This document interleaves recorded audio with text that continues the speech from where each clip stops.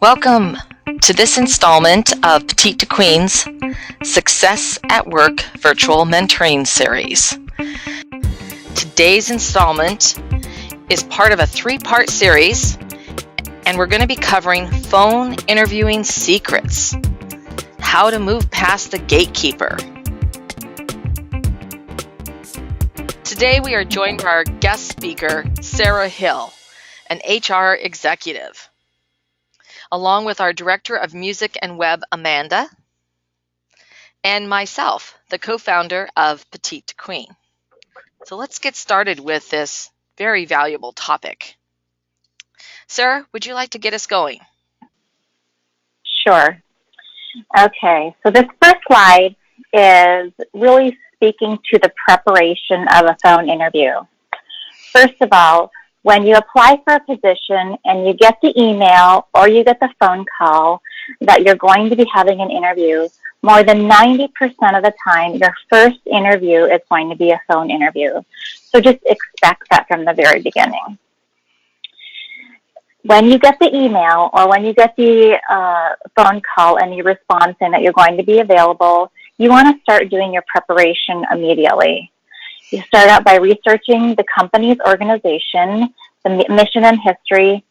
And the reason why you want to research this very thoroughly is because you want to think of questions on how the mission and where the company is going in its history is going to fit into the job that you're going to be applying for. Then you thoroughly want to review the opportunity. I like to refer to the job that you're applying for as an opportunity because it truly is an opportunity. It's not just a position. When you review your opportunity, you want to look at the level of the opportunity. You want to see how it fits into the rest of the organization. What are some of the job requirements that may be either more than or less than other positions that you have applied for? So, for example, are you applying for a lead position? How is that lead position going to be different than a typical professional position?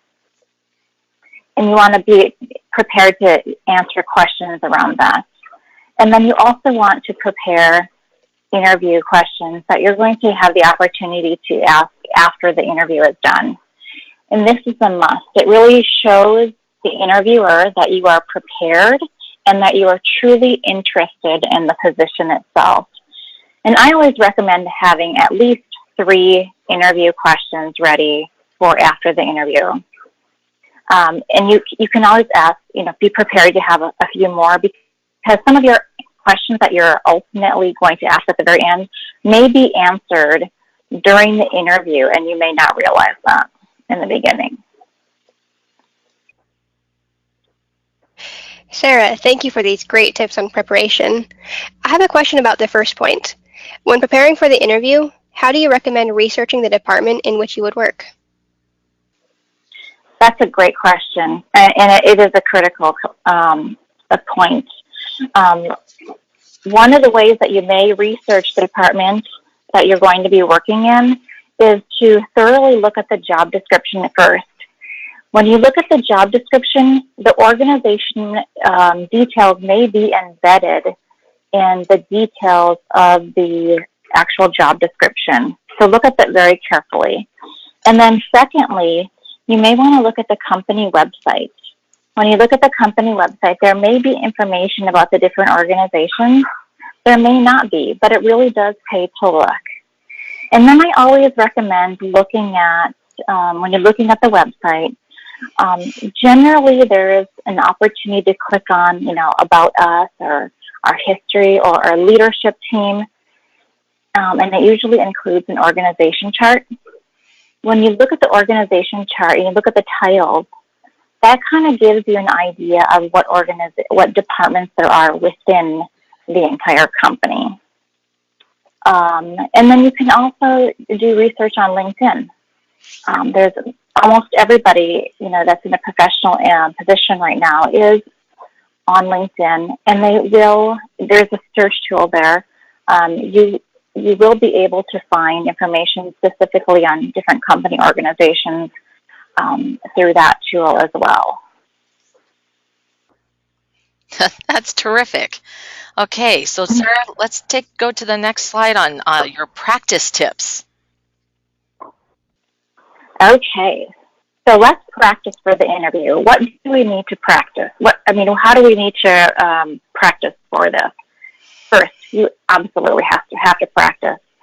I would tell you first and foremost that investing in a headset with a microphone is critical. And when I say invest, I mean invest in a headset that is high quality, and also invest the time to get to know your headset. So, what is the ideal volume that you want to be speaking into it? Are there different settings on your phone that you may want to adjust so that the interviewer can hear you very clearly?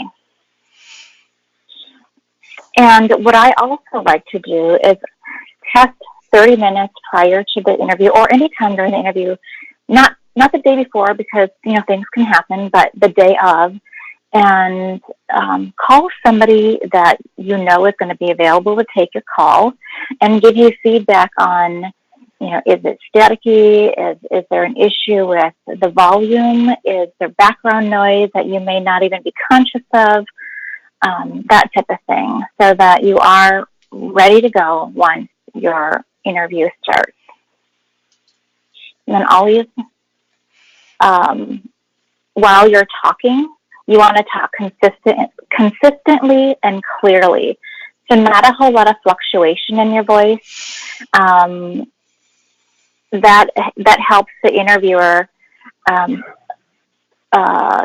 be able to take notes and to be able to follow the conversation or the answers consistently. One of my things that I notice is that when people start to talk way too fast, and it's like they're going a mile a minute, or they're going really slow, and you're going, okay, come on, and all of a sudden then they rush through something, and they're adjusting their. You're like, okay, wait a minute here. And right. I think that that speed, and having that, it's almost like you have cruise control on in your car, so you're going a consistent speed with your speech. I think that's very helpful, and certainly I've noticed that. Yeah, and then I thank you for bringing that up. On that note, if you're talking too fast, remember the interviewer is taking notes at the same time that you're talking. So if you're talking too fast, the interviewer is going to not be able to grasp, some of the content of the answers that you're providing. Yeah, excellent point. All right, and here we've just been talking about your voice, so your voice will make or break you. Sarah, what can you share? I can absolutely share on this one. So remember, this interview, the only thing that the interviewer can judge you on is your voice.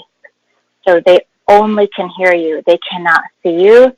They cannot, they're really not even looking at they're looking at your resume, but if you have a resume that's on a different format in front of you that's very impressive, they can't see that. So they're only judging you on what they hear. And in this case, your voice is their first impression. That's critical to remember that.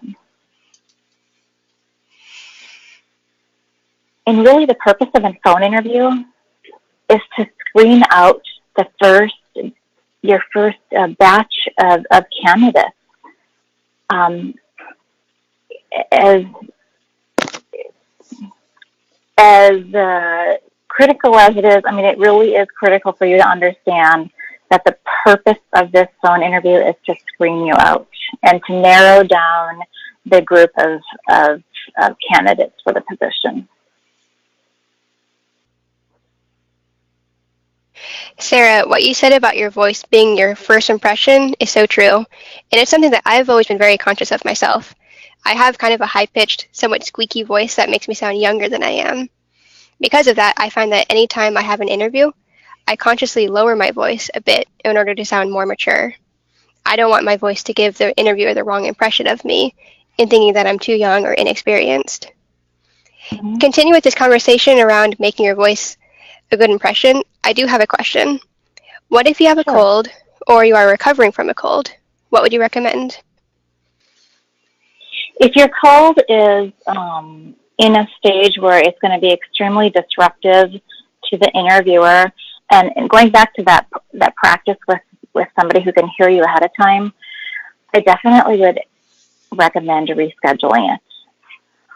Because, I mean, if there's a lot of extra noise, if you have a really bad cough, that's going to be so distractive that it just may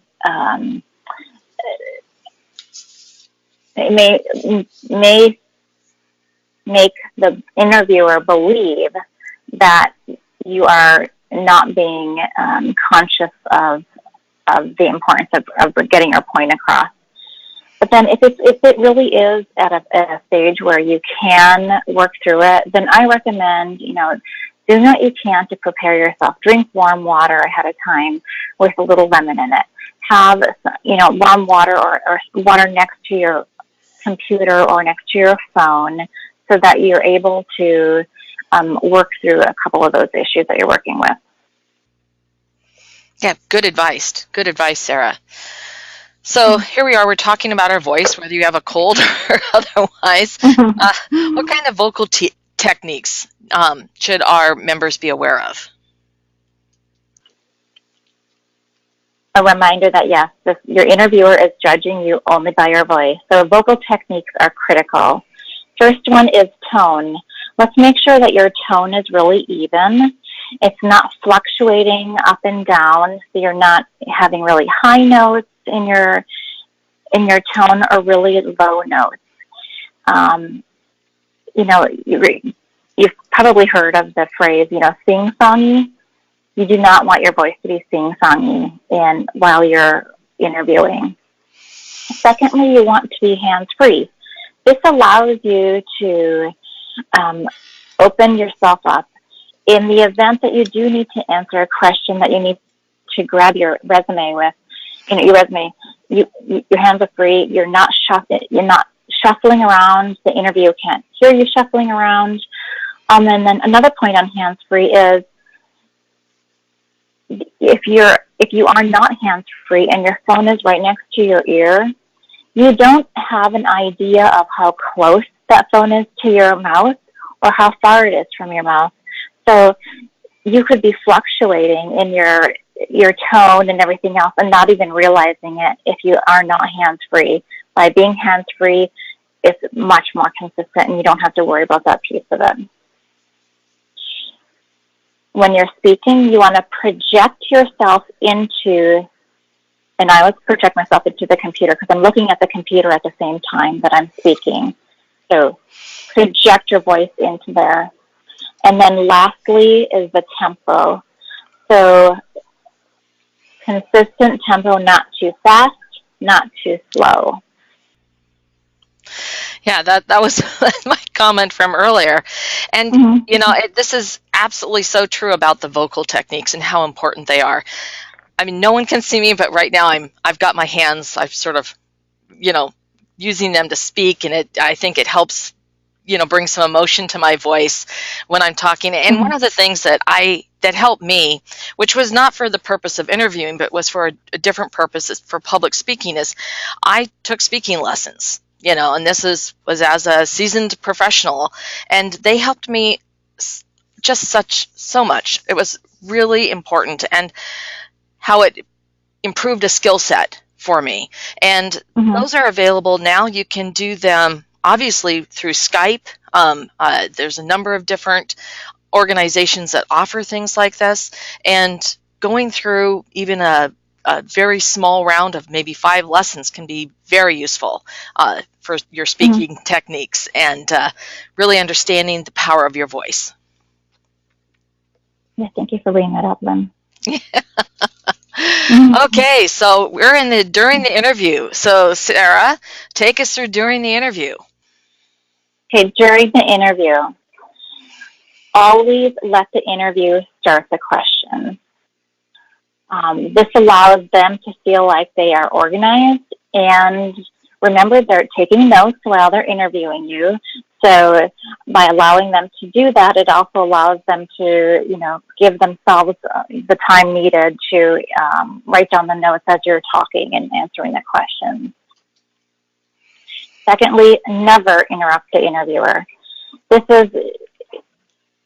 is not a type of interview. A phone interview is not where it's like an open conversation, so to say. An interview in person would be an opportunity to interview in that way, but not to interview on the phone. So please remember never to interrupt the interviewer. And then we have to think about posture and inflection. So your posture while you're speaking is going to reflect in your voice. If you have terrible posture, you're slumped over, your inflection and your projection of your voice is going to be impacted. And I like to think of singing when I'm thinking of this tip right here, because, opera singers, professional singers, they learn that their voice is deeply impacted by the posture itself, and they have to be very, very aware of that. And then lastly, pauses are powerful. So allow yourself to pause between sentences. Allow yourself to pause between ideas or thoughts. And the pauses also are powerful because it allows the interviewer to ask questions in the event they may have a question on a particular point that you brought up. These are all great tips, Sarah. I'd also like to add, be conscious of background noise. When you do the phone interview, it's good to make sure you're in a quiet location where you're unlikely to face interruptions. So don't be near a dishwasher or a washing machine that's on. Don't be near the front door in case someone knocks or rings.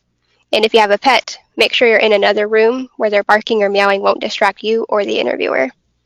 Picking a quiet environment is so important so you can focus on all these other tips that you mentioned. I'd also like to ask you a question. How do you answer an unexpected question without rambling or stumbling over your words? My advice would be to answer the question as objectively as possible, with true, candid answers. If you don't know the answer to this question that they're asking, it's okay to say, I'm not familiar with this, or I'm not able to answer the question at this time. Yeah, and this is a case where you could use the pauses are powerful too, where you pause so you can think to speak, right? Right. Yeah. Okay, so now we're going to end the interview successfully. Sarah, how are we going to do that? The interviewer almost always is going to provide you an opportunity to ask questions. So remember at the beginning of this presentation, we talked about preparing to have those questions ready at the end of the interview. So ask the questions and ask them thoroughly. This is also another tip is to never ask about compensation at this stage. You may be asked about compensation, like what are your salary requirements, or how much, what was your salary at your last job, et cetera, et cetera. And really the best way to answer this question, if they insist on it, is one, you want to take into consideration the total compensation package. So without knowing what the benefit package is, it's more difficult to give a specific number on compensation. And if you still need to answer the question on compensation, the way that you can answer it is the other positions that I am interviewing for and am being considered for are within this salary range. 90,000 to 100,000, 95,000 to 105,000. Give them a range. And then lastly, re-emphasize your interest vocally. Thank you for taking the time to interview me. I just want to reemphasize my interest in the position, thank them, and then as soon as the interview is done, you want to thank them in an email, and you also want to thank the person who is coordinating the interview, if there is such a person. Okay, that is very good advice. And I especially appreciate the advice about answering the question about compensation, because I know that that's coming up, and that there are states that have actually passed legislation that employers cannot legally ask you or require you to answer questions about current or previous compensation, because it's a way that, that it's one of the reasons why women and minorities aren't paid as much. I mean, Sarah, am I off base here? No, not at all. And, that's a very good point, Lynn. There are several states that do not allow, potential employers to ask about previous salaries because, women and minorities generally make about 75% of men and non-minorities. And so by asking a question about previous compensation, they may be making a decision based on your previous compensation instead of the actual position itself. Yeah, absolutely. This has been so tremendous, Sarah. I can't tell you how much we appreciate your sharing these insights on working through a phone interview. And I'm really excited to hear your advice on part 2 of the series, which is on virtual interviews. So I'm going to take the opportunity to do what you just told us in the last slide, to say thank you. Mm-hmm. Thank you, Sarah. Thank you to all of our members and guests. Thank you, Amanda. Everyone who's joined us for this installment in the Success at Work virtual mentoring series, and for being part of the dialogue, at Petite to Queen. If you have a question or would like to suggest topics for discussion, please email us at jointheconversation@petitetoqueen.com.